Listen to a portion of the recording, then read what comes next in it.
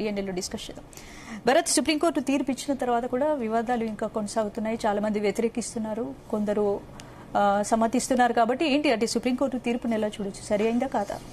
ఇప్పుడు ఏ సుప్రీంకోర్టు ఏ తీర్పు ఇచ్చినా దాన్ని అనుకూలంగా ఉంటారు, వ్యతిరేకంగా కూడా ఉంటారు. ఇప్పుడు వర్గీకరణ 2004 తర్వాత వర్గీకరణ చట్టబద్ధం కాదు అని సుప్రీంకోర్టు తీర్పిచ్చింది కదా. అంటే రాష్ట్రాలకు అధికారం లేదు అని సుప్రీంకోర్టు తీర్పిచ్చింది. అప్పుడు మాల సామాజిక వర్గం దాన్ని సపోర్ట్ చేసింది, మాదిగ సామాజిక వర్గం వ్యతిరేకించింది. మళ్ళీ ఇప్పుడు సుప్రీంకోర్టు ఫుల్ బెంచ్ వర్గీకరణ చేయాల్సిందే, అధికారం ఉంది రాష్ట్ర ప్రభుత్వాలకని తనిచ్చిన తీర్పును తనే తిరగరాసి. సో ఏ వ్యవహారంలో అయినా అంతే. ఇప్పుడు దళిత క్రిస్టియన్ల వ్యవహారంలో ఇప్పుడు అసలు వర్గీకరణ అన్న సమస్య తెగుతుందా లేదా అని అనుకున్నారు కదా. మహిళా రిజర్వేషన్లు అవుతాయా కాదా అనుకున్నారు. ఆర్టికల్ 370 రద్దు అవుతుందా కాదా అనుకున్నారు. రామ మందిర నిర్మాణం అవుతుందా కాదా అనుకున్నారు. ఇవన్నీ మన ఈ జనరేషన్లో జరిగాయి. వర్గీకరణ లాంటి క్లిష్టమైన సమస్య కూడా దళితులు సెట్ చేసుకున్నారు కదా. అల్టిమేట్గా దళిత ఐక్యత ఇంపార్టెంట్. ఇటువంటి ఇష్యూస్ వల్ల దళితుల్లో ఐక్యత దెబ్బతినకూడదు కదా. సో వర్గీకరణ లాంటి పెద్ద ఇష్యూను కూడా పెద్దగా ప్రతిఘటన లేకుండానే ముందు మాలలు వ్యతిరేకించిన తర్వాత ఏంటంటే సరే ఎవరి జనాభా రేషియో ఆధారంగా మనల్ని అనవసరంగా బ్లేమ్ చేస్తున్నారన్న ఉద్దేశంతో మాలలు దాన్ని అర్థం చేసుకొని దాన్ని ఇప్పుడు అసెంబ్లీలో తీర్మానం పెడుతుండగా ఎవరు వ్యతిరేకించలే కదా. చెలా అసెంబ్లీకి ఎవరు పిలుపునివ్వలే కదా. కాకపోతే ఏంటంటే మాలల్ని శత్రువులుగా చూడడం కరెక్ట్ కాదని చెప్పి వాళ్ళు ప్రొటెక్ట్ చేశారు. ఇక వర్గీకరణ సమస్య గురించి జీవితాంతం పోరాడిన వ్యక్తి మందకృష్ణ మాదిగ. 32 సంవత్సరాలు దాని గురించి పోరాడి ఆ గమ్యాన్ని ముద్దాడేంత వరకు ఆయన ప్రయత్నం చేశారు. సో ఇది కూడా పెద్ద సమస్య కాదు. కానీ ఒకటి నేను చెప్పాను, నా వ్యక్తిగత అభిప్రాయం ఏంటంటే మతం మారిన తర్వాత రిజర్వేషన్స్ అన్నది ఇవ్వకూడదు.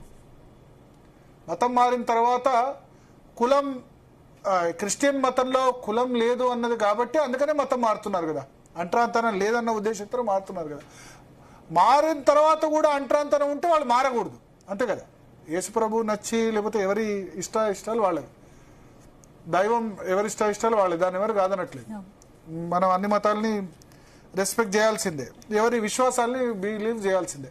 కానీ మారిన తర్వాత కూడా అక్కడ ఉంది అంటే అది మారాల్సిన అవసరం లేదు కదా, ఇక్కడే ఉండాలి కదా.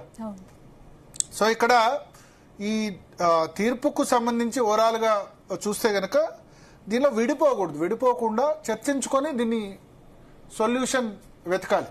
చాలా పెద్ద పెద్ద సమస్యలు, కొన్ని విషయాల్లో కొద్దిమంది మందకృష్ణ మాదిగతో ఏకీభవిస్తారు, కొన్ని విషయాల్లో వ్యతిరేకిస్తారు, కొన్ని విషయాలు ఇప్పుడు మాలలంతా కూడా వ్యతిరేకించారు. ఇది మాదిగ రిజర్వేషన్ సంబంధించి, మందకృష్ణ మాదిగ సంబంధించి. కానీ ఇప్పుడు దళిత క్రిస్టియన్స్ వచ్చేసరికి మాల వర్గంలో ఎవరైతే క్రిస్టియన్ కన్వర్ట్ అయినారో వాళ్ళు ఆయన సపోర్ట్ చేయొచ్చు. సో ఇష్యూస్ బట్టి ఉంటాయి. ఇక్కడ మందకృష్ణ మాదిగ అన్నది సబ్జెక్ట్ కాదు, ఇక్కడ సుప్రీంకోర్టు జడ్జిమెంట్. ఈ జడ్జిమెంట్ ఇవాళ రావడం తొలిసారి కాదు కదా. చాలాసార్లు జడ్జిమెంట్ వచ్చింది. ఇప్పుడు ఎందుకు చర్చకు వస్తుందైనా చూడాలి. ఇప్పుడు ఏంటంటే అట్రాసిటీ చట్టం వర్తించదు అని చెప్పి సుప్రీంకోర్టు చెప్పింది కన్వర్ట్ అయిన తర్వాత. నేను ఒక 10-15 జడ్జిమెంట్ కోట్ చేస్తాను. ఇంతకుముందు కోర్టులు ఇచ్చిన judgement. Doctor B Ravi versus Andhra Pradesh ప్రభుత్వం 2011లో తీర్పు ఇచ్చింది. ఏంది సేమ్ ఇదే తీర్పు. తర్వాత 2016 ముద్దసాని లక్ష్మణ్ కేసులో అతను చర్చి కార్యకలాపాల్లో పాల్గొనడం వల్ల ఎస్సీ హోదా రద్దు చేశారు. కె జయపాల్ వివాహ పత్రిక సాక్ష్యంగా పదవి రద్దు చేశారు ఎలక్షన్ కేసులో.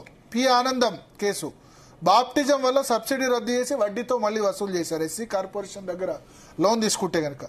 జి దేవదాస్ కేసు పిల్లల స్కూల్ రికార్డులో మతం క్రిస్టియన్ అని ఉండడం కారణంగా ఆయన ఎస్సీ సర్టిఫికేట్ రద్దు చేశారు.